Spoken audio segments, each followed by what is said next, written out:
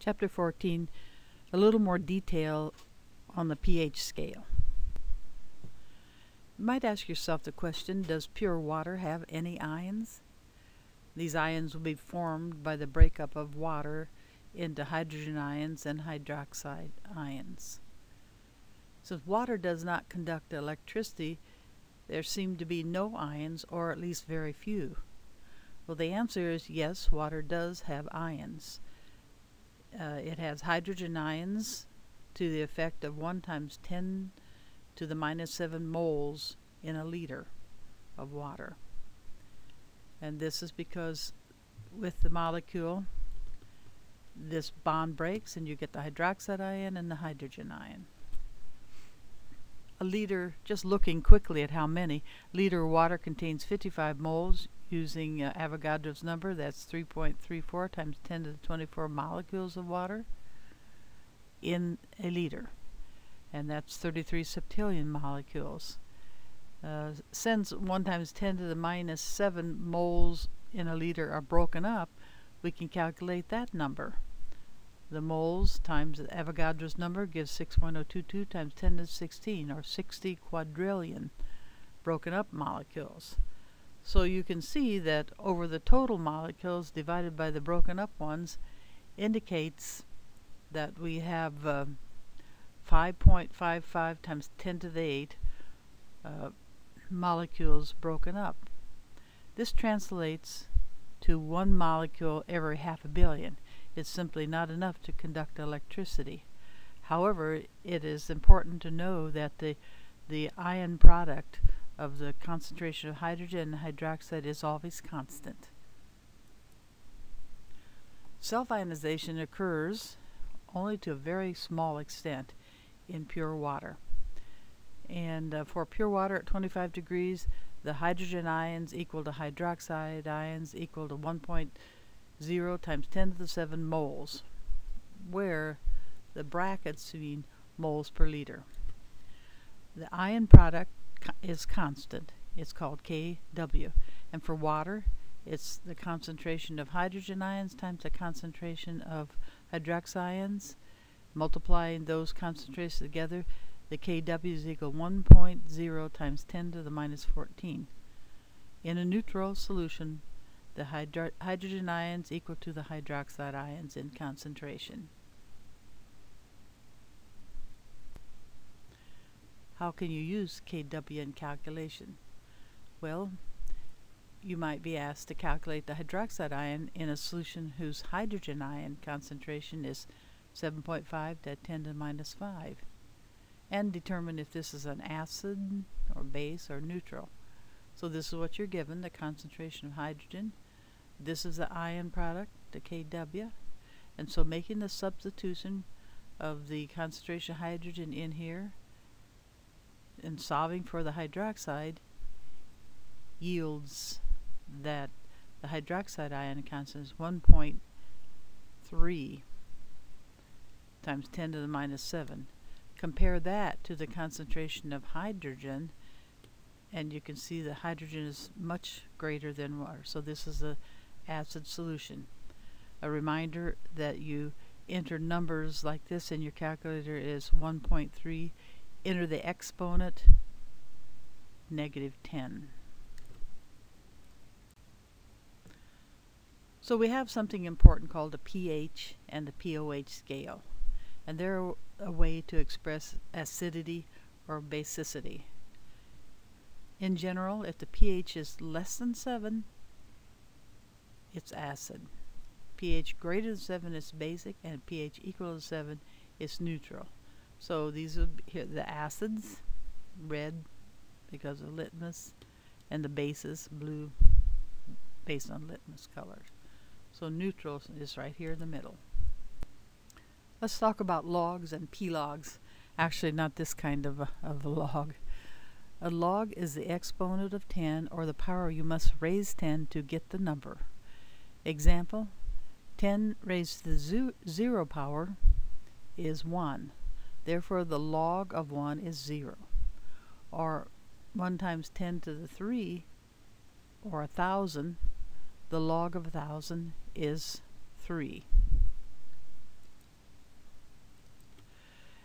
log of 3.7 times 10 to the 4 is around 4 as estimated using the exponent, and the exact calculator answer is 4.57 because this has a 3.7 has a power log that of 0.57, so added the two together gives 4.57.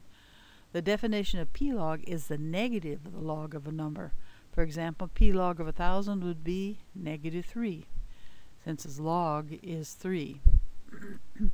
pH is defined as the negative log of the hydrogen ion concentration. If you have a log, can you get the number back? Yes.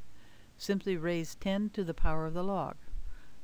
For example, what number has a log of 2.8? The answer, 10 raised to the 2.8 power equals 631. On the TI-30 calculator, you would enter it this way. Enter 2.8, then second function, log, and then you'll get the 631 rounded to 631 rounded to 3 sigs. This is called taking the nth log. Therefore, the hydrogen ion concentration is 10 raised to the negative pH. So again, the definition of pH is a negative log of the hydrogen ion or the hydronium ion. We're asked to calculate the pH of the solution whose hydrogen ion is equal to 1.8 times 10 to the minus 4 and indicate whether it's acid or basis. Well, already you know it's going to be around 4. But let's actually do the calculation. Solution. What we'll do is we will get the log and then change the sign. Enter 1.8, enter the exponent, plus or minus 4, and then press the log key and equal, and you'll now get negative 3.74. Now press the change sign because of this. So pH is equal to negative the negative 3.74 or 3.74, which is less than 7. This is an acidic solution. Let's consider the fact that you might want to know what the hydrogen ion concentration in moles per liter for a solution that has a pH of 4.80. So this is, you're going to use this formula that the 10 raised to the negative pH is equal to the hydrogen ion concentration.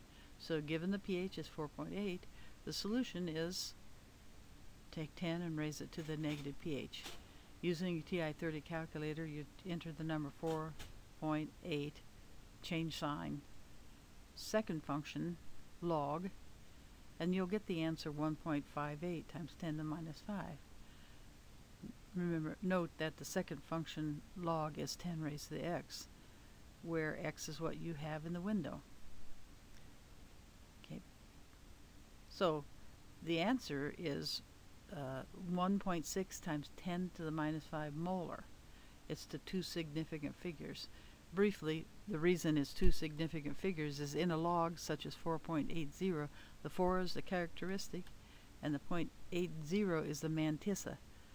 The number of significant figures for your answer in taking the nth log is the same as the number of sig figs in the mantissa only. pH is equal to minus log of the hydroxide ion concentration, and POH and pH always add together to be 14.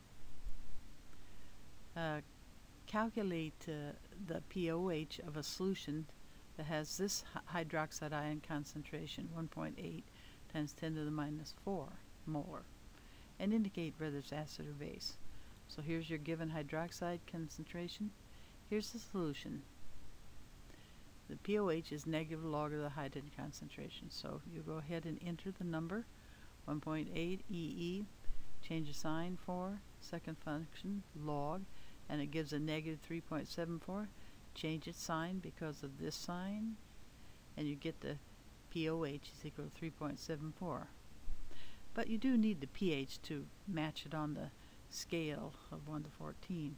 So you substitute in the 3.4 here, and you end up with pH equal 10.26. Therefore, it's greater than 7, a basic solution. Let's talk about buffers briefly. Buffers are solutions that resist pH change. Buffers usually contain a significant amount of weak acid and its conjugate base. The weak acid neutralizes any base you might add to the solution, and the conjugate base neutralizes any acid. Hence, it prevents a change in pH. Human blood is a buffered solution. In healthy individuals, blood pH is between 7.36 and 7.40. If the blood pH were to drop below 7 or rise above 7.8, death would result. So it's a very carefully buffered solution. Buffers contain significant amounts of weak acid and its conjugate base. The acid consumes any added base, the base consumes any added acid, and that way it resists pH change. How to identify a buffer? Well, look for a weak acid or a weak base, and then find the conjugate base or weak acid or the conjugate acid of the weak base. Examples: HF is a weak acid, and then sodium fluoride contains the fluoride ion, which is its conjugate base. Acetic acid is a weak acid, and the salt of acetate anion is its conjugate base. So a mixture of acetic acid and sodium acetate would be a buffer. Ammonia is a weak base, and ammonium is its conjugate answer. So a mixture of a base, ammonia, with ammonium chloride would be a buffer. Final consideration is chemistry and health. Ethylene glycol, which is mentioned in this chapter, is the first stage of ethylene glycol poison, is a drunken state. Now, once the ethylene glycol begins the metabolism, the second and more deadly stage begins. Ethylene glycol is metabolized in the liver into glycolic acid, which enters the bloodstream. The glycolic acid overwhelms the blood's natural buffering solution, causing the blood pH to drop to dangerously low acid conditions. At this point, the poison animal may begin to hyperventilate, in effect to overcome the acidic blood's reduction and its ability to carry oxygen reduced when it's acid. So no treatment is administered, the animal will eventually go into a coma and die. Acid rain is talked about. It's a result of burning fossil fuels with sulfur in them. Sulfur oxides, nitrogen oxides combine with moisture in the air to form acids. These oxides react with water, and you get sulfuric acid, nitric acid, which fall in the rain. Here's the example of a photo of a limestone statue that was taken in 1935, and then you see it later much eroded by acid rain. So this is our chapter, the end of our chapter on acids and bases. Thank you.